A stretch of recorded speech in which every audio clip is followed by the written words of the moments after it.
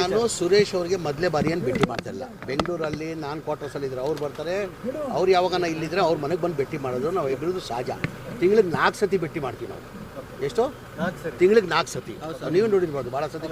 ಅವ್ರು ನನ್ನ ಫೋನ್ ಮಾಡ್ತಾರೆ, ಅವ್ರು ಕ್ವಾರ್ಟರ್ಸಲ್ಲಿ ಇದ್ರೆ ಕ್ವಾರ್ಟರ್ಸ್ಗೆ ಬರ್ತಾರೆ, ಇಲ್ಲ ನಾನು ಇವ್ರ ಮನೇಲಿದ್ರೆ ನಾನು ಬರ್ತೀನಿ. ಅದು ಮಾಮೂಲಿ, ನಮ್ದು ಇಬ್ಬರು ಸ್ನೇಹಿತ ಇವತ್ತಿಂದ ಇಲ್ಲ, ಭಾಳ ವರ್ಷದಿಂದ ಇರೋದು ನಾವು. ಏನು ಚರ್ಚೆ ಇಲ್ಲ ಸರ್, ನಾವು ಇಬ್ಬರು ಸ್ನೇಹಿತರು. ಪರಿಷತ್ ಎಲೆಕ್ಷನ್ ಬೇರೆ ನಡೀತಾ ಇದೆ ಸರ್.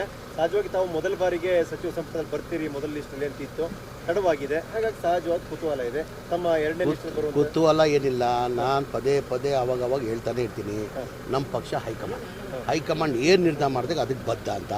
ಫಸ್ಟ್ ಲಿಸ್ಟಲ್ಲಿ ಮಾಡ್ತಾರಂತ ನಿರೀಕ್ಷೆ ಇಟ್ಕೊಂಡಿದೆ, ಸೆಕೆಂಡ್ ಲಿಸ್ಟಲ್ಲೂ ಮಾಡ್ತೀನಿ ಅಂತ ನಿರೀಕ್ಷೆ ಇಟ್ಕೊಂಡಿದ್ದೀನಿ.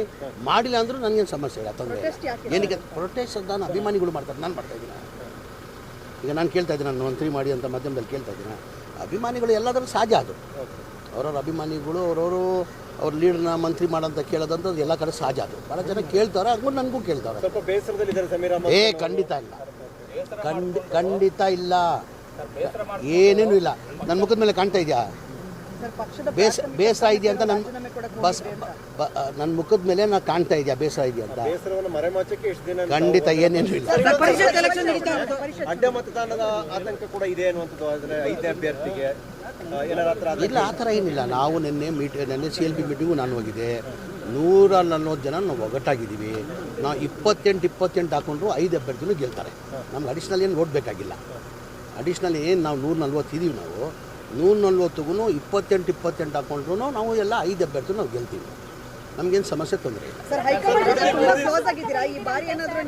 ಯಾರು ಹೇಳಿದ್ರೆ ನಿಮಗೆ ಹೈಕಮಾಂಡ್ ಅಲ್ಲಿ ಕ್ಲೋಸ್ ಇದೆ ಅಂತ? ಎಲ್ಲಿ?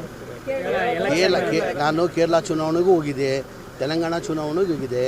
ಪಕ್ಷ ನನಗೆ ಏನೇನು ಜವಾಬ್ದಾರಿ ಕೊಟ್ಟಿದೆ ಆ ಜವಾಬ್ದಾರಿನ ನಾನು ನಿಭಾಯಿಸ್ಕೊಂಡು ಬಂದಿದ್ದೀನಿ. ಮುಂದೇನು ಪಕ್ಷ ಏನು ಜವಾಬ್ದಾರಿ ಕೊಡ್ತಾರೆ ಅದು ನಿಭಾಯಿಸ್ತೀನಿ.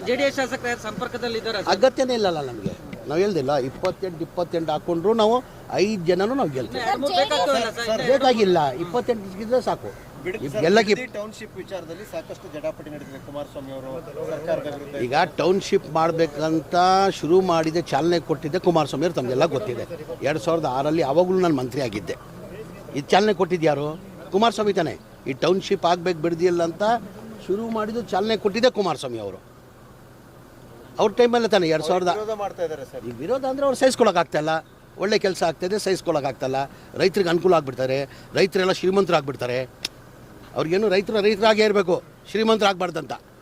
ಈಗ ಟೌನ್ಶಿಪ್ ಆದರೆ ಏನಾಗ್ತದೆ? ಲ್ಯಾಂಡ್ ವ್ಯಾಲ್ಯೂ ಜಾಸ್ತಿ ಆಗ್ತದೆ, ಲ್ಯಾಂಡ್ ವ್ಯಾಲ್ಯೂ ಬರ್ತದೆ. ಅವ್ರ ಲೆಕ್ಕಾಚಾರ ಏನಂದರೆ ರೈತರಾಗೇ ಇರಬೇಕು, ಬಡವರಾಗೇ ಇರಬೇಕು, ಅವ್ರು ಶ್ರೀಮಂತರು ಆಗಬಾರ್ದು.